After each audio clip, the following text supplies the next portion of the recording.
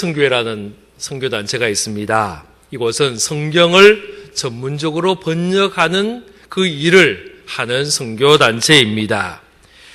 회장 밥 크린슨이라는 분이 이런 이야기를 했습니다. 지금 인류가 71억이 있는데 그 중에 자기의 모국어로 된 성경을 가지고 있는 사람은 49억 명이다라는 거예요. 다시 말하면 아직도 22억의 인구는 자기의 말로 된, 자기의 글로 된 성경을 갖고 있지 않다라고 말하고 있습니다. 우리가 우리의 말로 된 성경을 직접 읽을 수 있다는 그 자체만으로도 여러분 우리가 기뻐하고 감사해야 될 줄로 믿으시기를 바랍니다. 아직 성경이 번역되지 않은 언어가 3,000개가 넘는다 그래요. 어마어마한 숫자입니다. 열심히 성경 번역하고 있는데도 아직 3,000여 개의 언어는 번역되지 않았습니다. 그래서 위클리프 선교회가 앞으로 12년 동안 1919개의 언어를 번역하겠다 결단하고 다짐하고 목표로 삼고 있습니다. 그래도요 3,000여 개의 모든 언어가 다 번역이 되려면 2150년 정도가 되어야 가능할 거다라는 이야기를 합니다. 사실 성경 번역이 쉽지가 않습니다. 이제 남아있는 언어들은요 많은 사람들이 쓰는 언어가 아닙니다. 100명, 200명, 1000명 이 정도의 인구가 쓰는 언어들이 지금 남아있는 거예요. 이 언어들을 가서 선교사가 그 지역에 들어가야 됩니다. 그리고 함께 살면서 배우는 거예요. 말을 배우고요. 그리고 문화와 관습을 배우고요. 그리고는 성경을 번역하는 거예요. 글자가 없는 것이 거의 대부분이기 때문에 글자도 만들어가면서 성경을 번역하는 겁니다. 보통 신약 성경 한 권이 다 번역되려면 20년 정도의 시간이 걸린다라고 이야기합니다. 구약 성경까지 다 번역하려면 아무리 빨라도 30년에서 40년 이상은 걸린다라고 이야기를 합니다. 잠깐 영상을 하나 보도록 하겠습니다. 방송실에서 영상을 지금 하나 보여주시면 좋겠습니다. 한 밀림에 들어간 하나님께서 선교사의 주신 분명한 이야기입니다. 그 어떤 소명과 사명과 확신이 있어서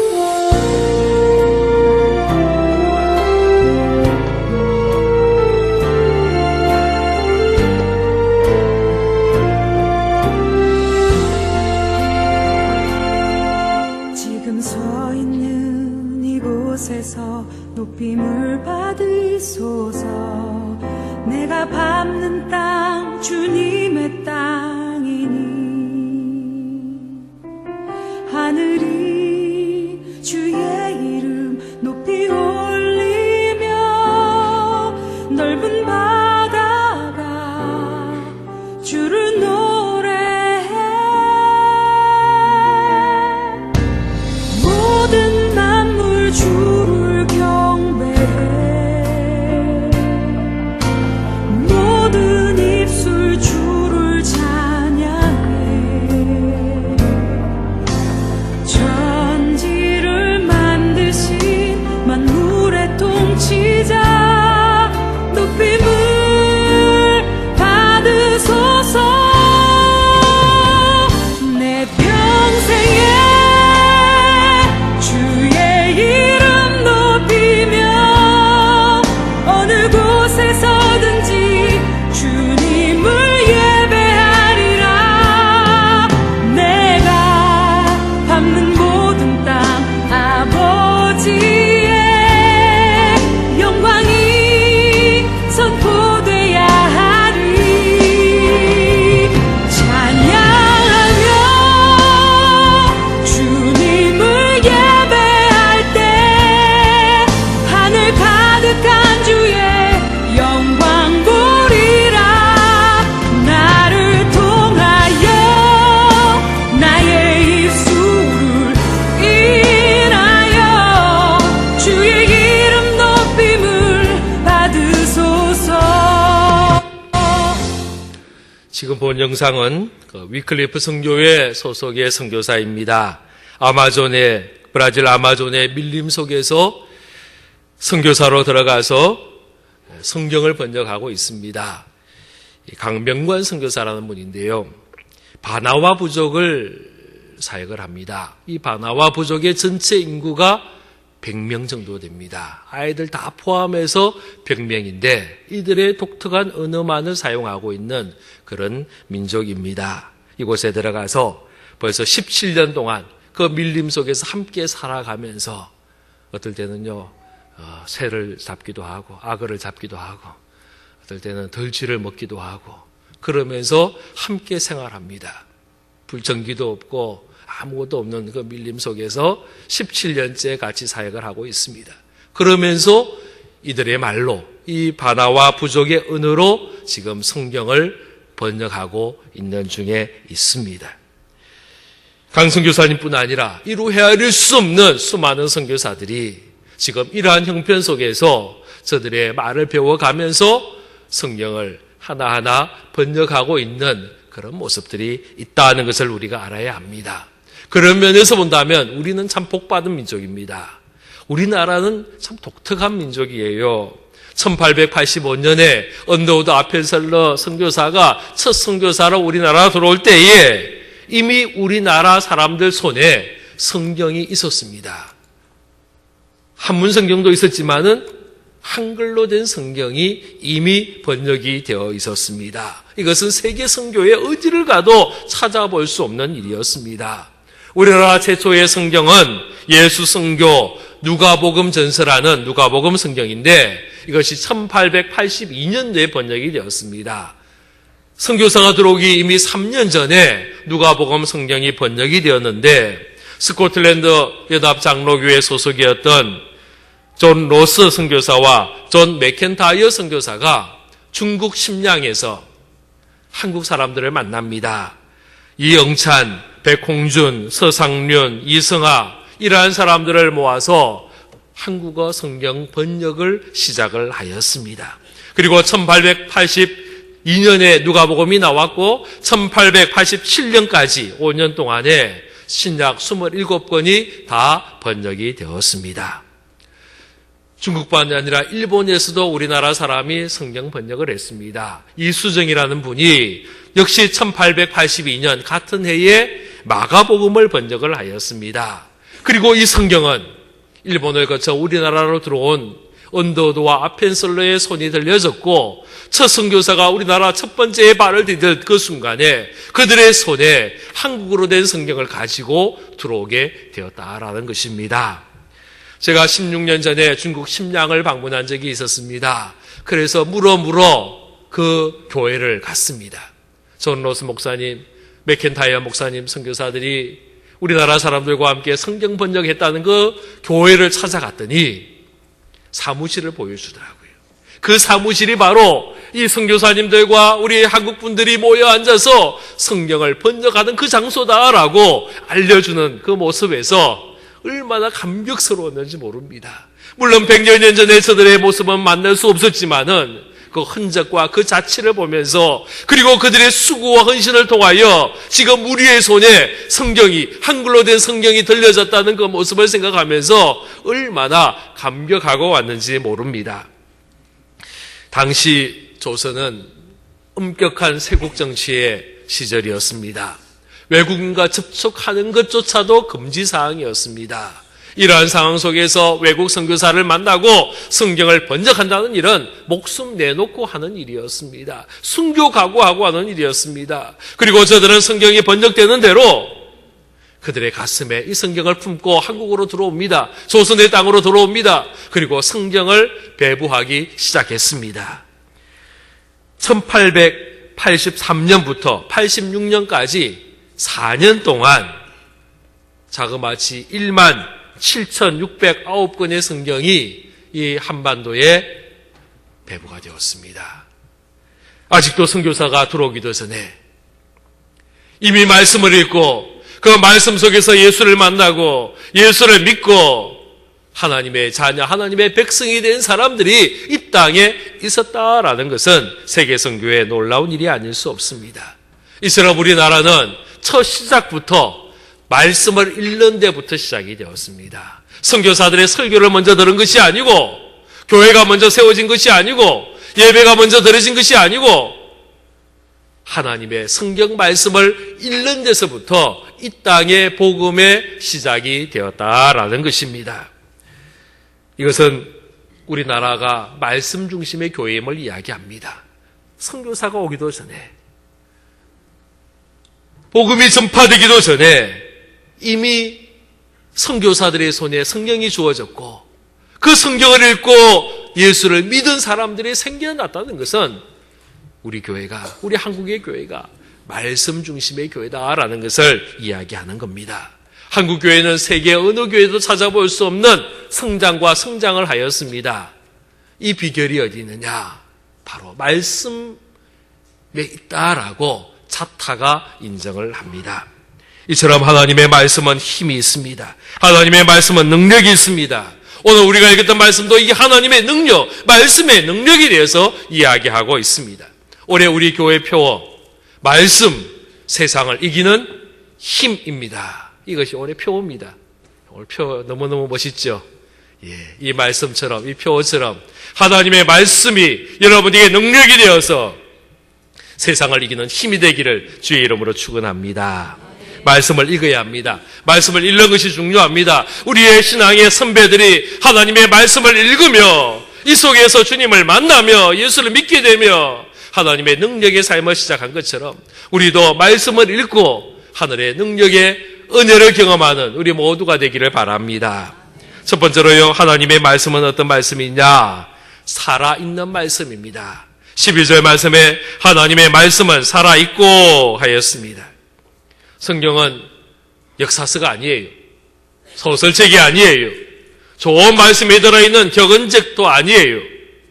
하나님의 말씀, 살아있는 하나님의 말씀인 줄로 믿으시기를 바랍니다. 이 말씀은 2000년 전에 선포되고 끝난 것이 아닙니다. 바로 지금 이 순간 우리에게 하시는 하나님의 말씀입니다. 그래서 살아있는 거예요. 지금 이 자리에서 나에게 하시는 하나님의 음성입니다. 그래서 하나님의 말씀이 주어지면 우리도 살아나고 소생하는 놀라운 일들이 일어나는 것입니다.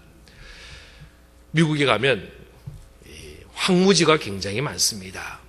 제가 피닉스라는 도시에 살았는데 이 피닉스 자체가 광야 위에 세워진 도시입니다. 이 피닉스에서 LA를 향하여 차를 타고 가는데 시속 120km, 130km 속도로 6시간 내지 7시간을 가면 LA가 도착합니다. 그런데요, 그 사이의 길이 다 황무지입니다. 광야입니다. 사람도 살지 않습니다. 풀도 제대로 자라지 않고요, 가시풀들이 덤성덤성 나 있는 곳이 그 광야입니다.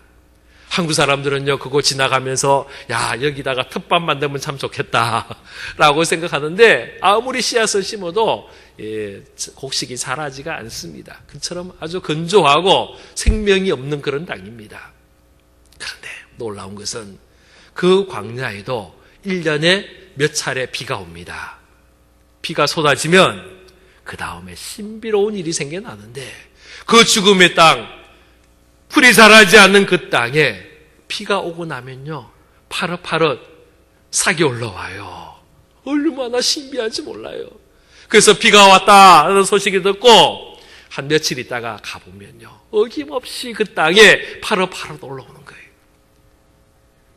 비가 임하면, 물이 임하면 그 땅에 생명의 움이 솟아나는 거예요. 우리의 심령이 그렇습니다. 시편 19편 7절에 보면 여호와의 말씀은 완전하여 영혼을 소성시키며 여호와의 증거는 확실하여 우둔한 자를 지혜롭게 한다 그랬습니다. 하나님의 말씀이 우리에게 임할 때에 그 말씀을 통하여 우리의 영이 살아나게 됨을 믿으시기를 바랍니다. 하나님의 말씀이 우리 삶에 주어져야 합니다. 말씀을 읽어야 합니다. 우리의 인생 가운데 하나님의 말씀이 들어올 때에 우리에게 생명력이 살아나게 되는 것입니다. 우리의 영혼이 소생하는 놀라운 은혜를 우리 모두가 말씀을 통하여 경험할 수 있기를 바랍니다. 말씀을 읽어야 합니다. 말씀을 읽으면 놀라운 일이 우리의 인생 가운데 생겨나게 되는 줄로 믿으시기를 바랍니다. 두 번째로요, 하나님의 말씀은 힘이 있습니다. 활력이 있습니다. 운동력이 있습니다. 12절 말씀에 하나님의 말씀은 살아있고 활력이 있다라고 말씀합니다. 하나님이 말씀하면 움직이는 거예요. 하나님이 말씀하면 생겨나는 거예요. 여러분 창세기 1장에 보니까 하나님이 빛이 있으라 선포하면 빛이 생겨났습니다. 해가 있으라, 달이 있으라, 별이 있으라. 하나님이 말씀하시는 대로 해와 달과 별이 생겨나는 것을 보게 됩니다. 하나님의 말씀은 움직이게 하는 거예요. 생겨나게 하는 거예요. 힘이 있는 거예요. 하루는 하나님께서 에스겔 선지자를 환상 가운데 한 골짜기로 데려가셨습니다. 이 골짜기에는 수많은 뼈들이 여기저기 널려 있는 곳이었습니다. 마른 뼈들이 있었습니다. 바짝 마른 뼈들이 있었습니다. 하나님이 에스겔 선지자를 통하여 말씀합니다. 말씀을 선포하라는 거예요. 누구의 말씀이냐? 하나님의 말씀을 선포하라라고 이야기합니다. 대언하라라고 성경은 기록하고 있습니다. 에스겔서 37장 4절 5절에 보면 또 내게 이르시되 너는 이 모든 뼈에게 대언하여 이르기를 너희 마른 뼈들아 여호와의 말씀을 들을지어다. 주 여호와께서 이 뼈들에게 이같이 말씀하시기를 내가 생기를 너희에게 들어가게 하리니 너희가 살아나리라. 할렐루야. 마른 뼈도 하나님의 말씀이 선포될 때에 살아나는 거예요. 그 골짜기에 널려있던 모든 뼈들에게 움직여서 서로 붙기 시작합니다. 힘줄이 생기기 시작합니다. 가죽이 붙기 시작합니다. 생기가 그 속에 들어가니까 온전한 사람이 되었고 하나님의 큰 군대가 되었다라고 말씀하고 있습니다. 하나님의 말씀이 임하면 죽은 것도 살아나는 것입니다. 하나님의 말씀이 임하면 우리가 살아나는 놀라운 은혜를 경험하게 됨을 믿으시기를 바랍니다. 무기력한 삶이 힘을 얻게 됩니다. 우울한 마음이 기쁨이 생겨납니다. 불안한 마음이 사라지고 감사함이 넘쳐나게 될 줄로 믿습니다. 그래서 우리가 말씀을 읽어야 합니다. 말씀을 읽으면 우리의 삶에 놀라운 일들이 일어나게 되는 줄 믿으시기를 바랍니다. 할렐루야. 세 번째로 하나님의 말씀은 우리를 고칩니다. 치유합니다. 우리를 새롭게 합니다. 12절 말씀, 하나님의 말씀은 살아있고 활력이 있어 좌우의 날선 어떤 검보다도 예리하여 혼과 영과 및 관절과 골수를 찔러 쪼개기까지 한다 말씀하고 있습니다. 칼은요 사람을 죽이는 무기도 되지만은 사람을 살리는 수술의 도구가 되기도 합니다. 이 칼이 흉악한 사람의 손에 들릴 때는 사람의 목숨을 해하는 칼이 되지만은 이 칼이 의사의 손에 들리게 되면 우리 몸속에 있는 좋지 못한 암덩어리도 깨끗하게 제거하고 우리를 살리게 하는 칼이 되는 것입니다. 하나님의 말씀은 좌우의 날선 어떠한 금보다도 칼보다도 더 예리하다라고 말씀합니다. 그리고 이 말씀이 우리의 혼과 영과 관절과 골수를 찔러 쪼갠다라고 이야기를 합니다. 여러분 수술을 할 때에 칼이 몸에 들어오면 아파요. 그 찔림이 있을 때 아파요. 그래서 아픔을 느끼지 않도록 마취를 합니다. 그래도 우리의 몸은 아파합니다. 아픈 것이 당연한 거예요. 하나님의 말씀이 선포될 때에 아픔이 있는 것 당연한 겁니다. 마음에 찔림이 있습니다. 그런데 이 마음에 찔림이 있을 때에 우리의 반응이 중요합니다. 말씀을 통하여 나를 보게 되고 말씀을 통하여 나의 죄를 알게 될 때에 우리의 마음에 찔림이 생겼을 때에 하나님 앞에 엎드리고 겸손하게 숙이는 자가 복이 있는 자로 믿으시기를 바랍니다. 사도행전에 보면 두 찔림에 대한 이야기를 하였습니다. 사도행전 2장 말씀에 보면 오순절 성령 강림이 임하고 예수님의 제자들이 나가 복음을 전할 때에 하나님의 말씀이 선포될 때에 그 말씀을 듣는 사람들의 마음에 찔림이 있었습니다. 저들이 마음이 찔렸을 때에 베드로와 여러 사도들에게 질문합니다. 형제들아, 우리가 어찌할꼬?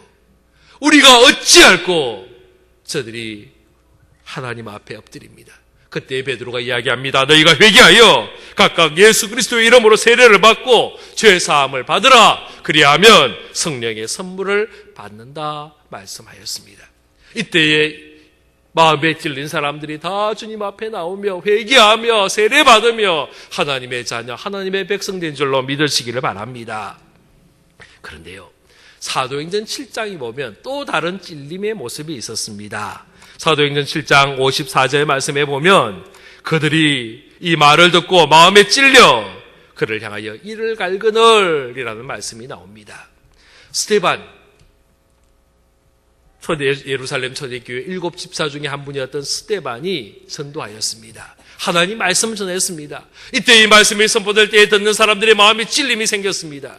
그런데 이들은요, 회개하거나 세례받거나 하나님의 자녀가 되지 않았습니다. 저들은 이 찔림이 있었을 때에 말씀해 보니까 그를 향하여, 스데반을 향하여 이를 갈았다라고 이야기합니다. 그리고 저들은 돌을 들어서 스데반을 내리쳤습니다. 스데반이 이 돌에 맞아 죽습니다. 순교하게 됩니다. 말씀 앞에 우리는 겸손해야 합니다. 그래야 우리가 고침을 받을 수 있습니다. 그래야 우리가 위로받을 수 있습니다. 그래야 우리는 은혜를 경험할 수 있습니다. 수술을 받을 때 아픔이 있지만 그래야 우리는 깨끗함을 누리게 되고 건강한 모습이 될 수 있는 것처럼 하나님의 말씀 앞에 겸손해져야 우리는 하나님의 놀라운 능력을 경험하게 되는 것입니다. 2016년이 시작이 되었습니다. 올해는 말씀 속에 거하는 한 해가 되기를 간절히 기대합니다.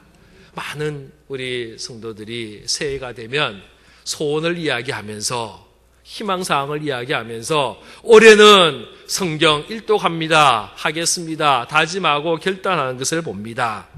그런데 참 안타까운 것은 결단은 모든 성도들이 거의 다 하지만은 연말까지 일독하는 분이 그렇게 많지 않다라는 것이 우리의 안타까움입니다. 혼자 하기가 참 힘든가 봐요. 그래서 교회가 같이 성경을 읽을 수 있는 방법이 뭘까 생각을 하였습니다. 성경 읽기가 참 어렵습니다. 성경의 내용이 잘 이해되지도 않고 읽는 것이 참 힘든 모습을 많이 봅니다. 제 아내가 예전에 처녀 때에 교회 학교 교사를 한 적이 있었습니다. 초등학교 2학년 학생을 가르친 적이 있었는데 아이들에게 성경을 많이 읽자. 그래서 다음 주까지 마태복음 1장부터 읽어와라 숙제를 줬어요. 다음 주가 되어가지고 아이들에게 숙제 검사를 하는 겁니다. 성경 많이 읽었냐? 어디까지 읽었냐? 무슨 내용이 있더냐? 물었더니 한 아이가 하는 말이 선생님 너무 어렵습니다. 어려워요. 뭐 낳고만 있고 뭐 무슨 말인지 하나도 모르겠다고 이야기를 하는 겁니다. 자, 내가 격려하고 그래도 잘 이해 안 돼도 그래도 계속 읽어라. 그리고는 또 다음 주 숙제 검사를 하는 겁니다. 한 주 지나서 얼만큼 읽어왔느냐 물었더니요, 아이가 대답합니다. 계속해서 낳고 있어요. 마태복음 1장도 한 장 넘어가는 것이 힘들고 어렵단 말이에요. 우리가 올해 저는 우리 성도들을 바라보며 두 가지 목표를 세웠습니다. 첫 번째가 뭐냐? 성경 일독하자라는 겁니다. 올해는 무슨 일이 있어도 기필코 성경을 한 번은 다 읽자. 이것이 저의 목표입니다. 그래서 새벽 기도 시간에 함께 성경을 읽으려고 합니다.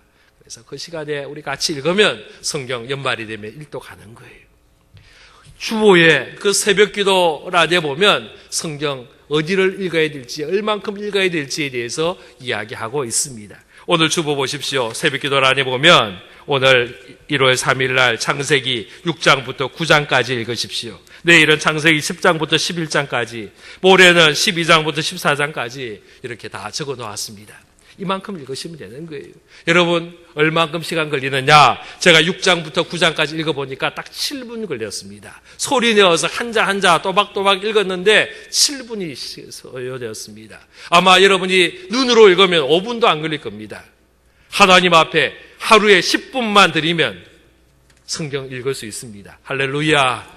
예. 성경 전체는 너무너무 많은 분량이지만은 하루에 10분씩만 성경을 읽으면 우리 연말까지 일독할 수 있습니다. 여러분 교회 달력 받아가셨습니다. 아직 받지 못한 분은 나가면서 꼭 받아가시기 바랍니다. 우리 교회 달력에 보면, 칼렌더에 보면 성경 읽기 표가 있습니다. 보시면 또 이 내용이 그대로 적혀 있습니다. 오늘 창세기 몇 장부터 몇 장까지, 내일은 또 몇 장부터 몇 장까지 다 적어 놓았습니다. 달력을 보면서 체크해 가면서 또 오늘 나가시다 보면 성경 읽기 표를 또 드립니다. 거기에 또 표시가 되어 있습니다. 거기에 하나하나 동그라미를 쳐가면서 여러분이 성경을 같이 읽어주시면 감사하겠습니다. 그래서 우리가 하나님 앞에 올 1년 동안은 말씀 속에 거하고 말씀과 함께하고 말씀 가운데 말씀을 읽는 한 해가 되기를 주의 이름으로 축원합니다. 구역이 모였을 때도 성경 말씀 읽으십시오. 남녀 성교회가 모였을 때도 성경 한 장이라도 읽고 회의하십시오. 성경을 읽는 모습들. 그래서 우리 성도들이 모이면 성경 읽자. 오늘 성경 읽었냐? 이것이 인사가 되고 격려가 되는 모습 되기를 바랍니다.